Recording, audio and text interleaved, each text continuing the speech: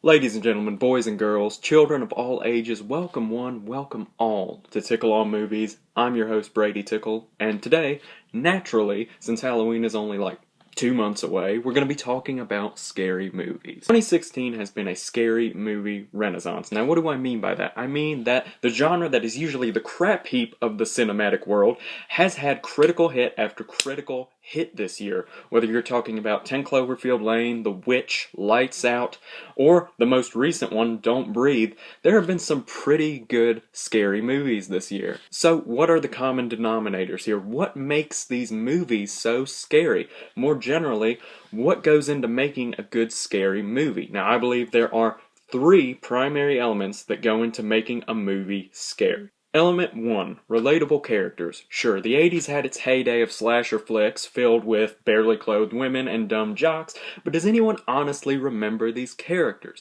No, we watch these movies for the villains, for the Jason Voorhees or the Freddy Kruegers, not for the characters. No one remembers them. Often we walked out of the theater not caring at all about the names of the disposable, often obnoxious teenage casts. Now, in stark contrast, this time period also saw the rise of Ellen Ripley, played by feminist icon Sigourney Weaver, kicking alien rear end and taking names in the aptly named Alien franchise. Ripley was smart, funny, strong, and above all, relatable. We could see ourselves in her shoes, and thus her predicaments were all the more terrifying. Steven Spielberg's Jaws also had great character work. Roy Scheider, Richard Dreyfuss, and Robert Shaw all played these characters that you could easily see yourself having a cold one with. Well, maybe except for Shaw, he kind of got intense about sharks, but other than that. As for newer scary movies, The Witch centered around a teenage girl just trying to grow up with parents who didn't fully understand her. We've all been in some similar situation at some point, so it's easy to sympathize with her when crap hits the fan. Don't Breathe centered around a girl just trying to get out of a bad living situation and a nice guy who wanted to be with her but was afraid of her uber-compensating tough guy boyfriend. Again, stuff's relatable. Finally, and probably the best example from this year, 10 Cloverfield Lane centered around three fully realized, well-fleshed-out characters. We had a funny redneck, a psychotic war vet, and a down-on-her-luck heroine. I mean, it's fantastic. You should watch it right now. So my main point here is that if we can relate to a character, we feel for them. We care about what's going to happen to them.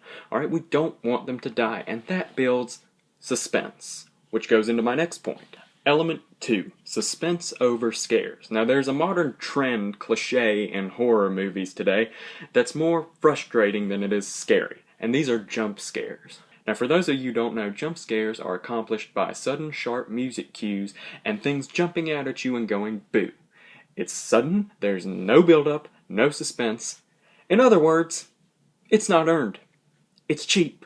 Now, on the opposite end of the spectrum, the best type of scares are the ones that are built up over the course of the movie. These are the scares that work the audience, getting them into a fit of anxiety so that when something actually does happen, that anxiety explodes into genuine fear. Even if no major jump scare happens, the sense of dread and anxiety and unease that the best horror movies evoke are far superior to any sort of jump scare. In The Witch, we only see the witch twice. She's not what's scaring us. What's scaring us is the constant uneasy feeling that this film evokes. We're watching this family deal with the fact that their child has been kidnapped by something they don't understand, and they have no way of getting any kind of help. They're trapped in this isolated forest, and that whole uncomfortable dynamic of, you were supposed to be watching the baby, why is it gone? That's what's driving the movie, and it's terrifying, it's haunting, it's a psychological thriller, and it doesn't rely on jump scares. Don't Breathe also has a steady stream of constant suspense and build-up. While these three young adults are wandering through the house of a homicidal blind man, which, trust me, is a lot scarier than it sounds, every noise they make is nerve-wracking because we know that there's a chance that that tiny noise they make, that breath, that pat on the door, the blind man could have heard it. And whew. Not to mention the camera work of this movie also helps create that suspense because we're constantly zoomed in onto a character's face or the top half of a character we can't see the periphery, so we don't know what's just around the corner. It's claustrophobic and it's unsettling. And if you'll indulge me, I do have to go back to Jaws because it is a perfect example of this. We don't get to see the shark until basically the final act of the movie. Now, this could partially be due to the fact that the crew couldn't get the shark to work on a technical level for a large portion of the filming, but it's still genius on Spielberg's part because for most of the movie we're left wondering what this monstrosity that's been killing these residents of this quiet town looks like. When the big bad shark finally shows up, it's in a period of comic relief. Roy Scheider is literally making a joke about Dookie. We're getting comfortable, we're sitting there, we're laughing, and then out of nowhere the shark just pops out of the water, scaring a whole generation of moviegoers from ever going to the ocean again, and leading to the infamous line, "You're gonna need a bigger boat." It's cinematic perfection. In summary, the suspense of not knowing is always more petrifying than any sort of jump scare a studio can cook up. As famous horror writer H.P. Lovecraft once wrote, the oldest and strongest emotion of mankind is fear, and the oldest and strongest kind of fear is fear of the unknown. Last but not least, we get to element 3, simple premise. 1973's horror classic, The Exorcist, will always scare the crap out of me.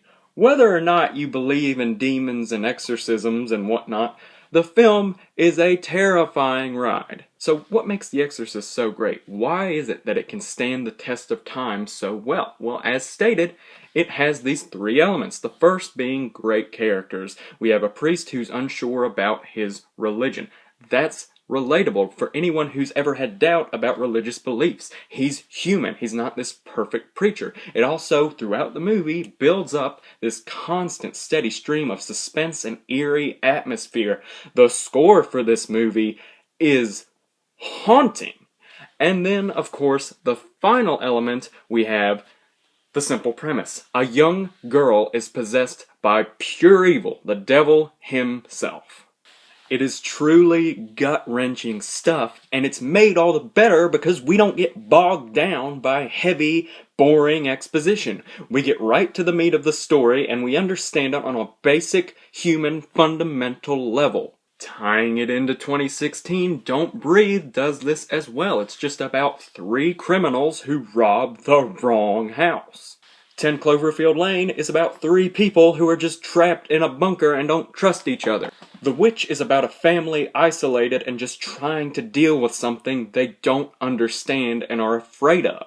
And going back in time, Alien is just about a crew who's dealing with, you guessed it, an alien. Finally, Jaws, the cinematic masterpiece of 1975, is just about a shark that eats people. It's not much deeper than that. We don't need excessive backstory, we just need a simple premise or situation that would be scary to any rational thinking human being. It's not hard. So, thank you for watching my take on what makes a good horror movie. If you enjoyed this, you can also read my review of Don't Breathe, which is on the Collegiate Times website, along with my other articles, and hey, the Collegiate Times sponsors this show, so they got some good stuff.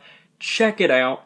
It's worth a read. Also, if you're a fan of scary movies and horror genre stuff in general, Jaws is either on Netflix or coming to Netflix this month, along with 3 crappy sequels you don't need to watch, but, you know, the first one's coming and that's what's important. And also, if you have that Netflix account, you can check out Stranger Things, which is a fantastic horror show. I don't want to say too much about it, but you can read the Collegiate Time Lifestyle Editor's review of it. Again, links in the description below. Thanks again for watching. Feel free to follow me on Twitter, and if you like this video, be sure to like and subscribe. Thank you.